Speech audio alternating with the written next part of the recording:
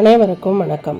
Sri Sai entertainment சேனலில் வாரம் ஒரு கோவில் தொடரில் இன்று நாம் தரிசிக்க போகிறது பழனி என்று ஈசனால் புகழப்பட்ட திருத்தலம். சித்தர்கள் வாழ்ந்த பூமி. அறுபடை வீடுகளில் மூன்றாம் படை வீடான பழனி அருள்மிகு தண்டாயுதபாணி சுவாமி திருக்கோவில். ஒரு ஞான பழத்திற்காக தன் குடும்பத்தையே துறந்து கோவணத்த ஆண்டியாக கையில் தண்டம் ஏந்தி வந்து நின்ற முருகனின் கதையை நாம் அறிவோம். ஆனால் அந்த பழனி மலைக்கு பின்னால் இருக்கும் ரகசியங்கள் உங்களுக்கு தெரியுமா? வாருங்கள் விரிவாக பார்க்கலாம். பழனி உருவான கதை முதல்ல பார்ப்போம். கைலாயத்தில் நாரதர் கொடுத்த ஞான பழத்தை வாங்குவதற்காக உலகத்தையே முதலில் சுற்றி வருபவர்க்கே அந்த பழம் என்று சிவபெருமான் ஒரு நிபந்தனை விதிக்கிறார். மயிலேறி முருகன் உலகை சுற்ற புறப்பட விநாயகரோ தன் தாய் தந்தை தான் உலகம் என்று அவர்களை சுற்றி வந்த பழத்தை பெற்றார். இதனால் கோபம் கொண்ட முருகன் கைலாயை துறந்து தென் திசை நோக்கி வந்து சென்ற இடமே இந்த பழனி. பழனி என்று பார்வதியும் சிவனும் முருகனை சமாதானம் செய்ததால் இந்த ஊருக்கு பழனி என்ற பெயர் வந்தது. நவபாஷான சிலை ரகசியம். பழனி கோவிலில் மிக முக்கியமான ரகசியம் அதன் மூலவர் சிலை. இது கல்லால் ஆனது அல்ல. போகர் என்ற மகா சித்தர் 9 வகையான நச்சு பொருட்களை, அதாவது நவபாஷானம் ஒன்று சேர்த்து ஒரு மருந்து பெட்டகம் போல இந்த சிலையை செய்தார்.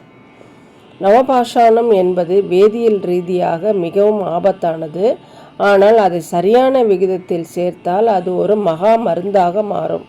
இதனால்தான் பழனி முருகன் சிலையில் பட்டு வரும் பால் மற்றும் பஞ்சாமிர்தம் தீராத நோய்களையும் தீர்க்கும் அருமருந்தாக கருதப்படுகிறது.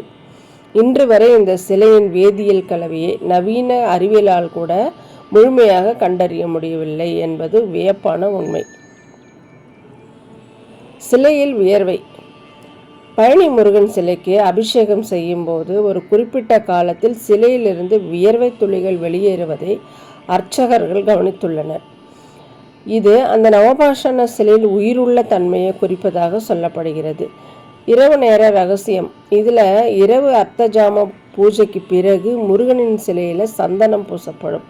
மறுநாள் காலையில் அந்த சந்தனத்தை எடுக்கும்போது அது காய்ந்து போகாமல் ஈரப்பதத்துடன் ஒருவித மருத்துவ வாசனையுடனும் இருக்குமாம்.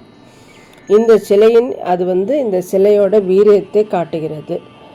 வாடாத மாலை. இந்த முருகனுக்கு சாற்றப்படும் மாலைகள் மற்ற இடங்களை விட அதிக நேரம் வாடாமல் புத்து உணர்ச்சியாக இப்போதான் செடியிலிருந்து பறிச்சது போன்ற ஒரு மலர்ச்சி இருக்குமாம்.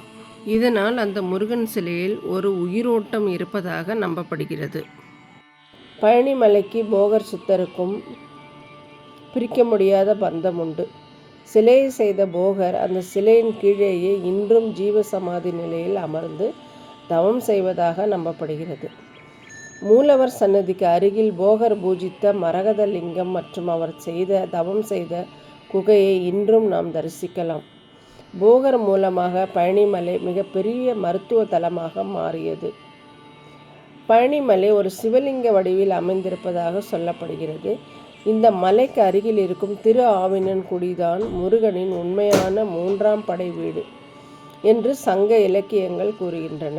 இங்கு முருகன் கையில் தண்டம் ஏந்தி இருப்பதால் தண்டாயுதபாணி என்று அழைக்கப்படுகிறார். பொதுவாக கோவில்களில் சாமி கையில் இருக்கும் ஏதேனும் ஆயுதம் இருக்கும். ஆனால் இங்கே அவர் ஏந்தி இருக்கும் தண்டம் ஒரு ஞான ஆயுதம். இது இது நம்முள்ளே இருக்கும் ஆணவம், கண்மம், மாயை ஆகியவற்றை அழிக்கும் வலிமை கொண்டது. பழனி என்றாலே நம்ம நினைவுக்கு வருவது பஞ்சாமிர்தம். வாழைப்பழம், வெல்லம், நெய், தேன், ஏலக்காய் என இயற்கையான பொருட்களை சேர்த்து எந்தவித ரசாயனமும் இல்லாமல் நீண்ட நாட்கள் கெடாமல் இருக்கும் இந்த அமிர்தம் ஒரு உலக அதிசயம். அதே போல் காவடி எடுக்கும் வழக்கம் உருவானதும் இங்கே தான். இடும்பாசுரன் என்ற அசுரன் அகத்திய முனிவரின் கட்டளைப்படி 2 மலைகளை தன் தோளில் சுமந்து வந்தபோது உருவானது தான் இந்த காவடி தத்துவம். நம் சுமைகளை இறைவனிடம் ஒப்படைப்பது தான் அடையாளமே இந்த காவடி. அதே மாதிரி பழனியில்தான் முதலில் தங்க ரத உலா தொடங்கப்பட்டது. இன்றும் நேர்த்திக்கடனாக மக்கள் தங்க ரதம் இழுப்பதை ஒரு பெரிய பாக்கியமாக கருதுகின்றனர். மனக்கவலை உள்ளவர்கள், தீராத நோய் உள்ளவர்கள் ஒரு முறை பழனிமலை ஏறி அந்த தண்டாயுதபாணியை பார்த்தால் போதும், உங்கள் கவலைகள் அனைத்தும் பனி போல உருகும். இந்த தகவல் உங்களுக்கு பிடித்திருந்தால் உங்கள் நண்பர்களுக்கும் பகிருங்கள். அடுத்த வாரம் மற்றுமொரு அற்புதமான திருத்தலத்தை பற்றி பார்க்கலாம். அதுவரை முருகனின் அருளும் சாய்பாபாவின் ஆசியும் உங்களுக்கு நிலைத்திருக்கட்டும். ஓம் சரவணபவ. வாழ்க வளமுடன்.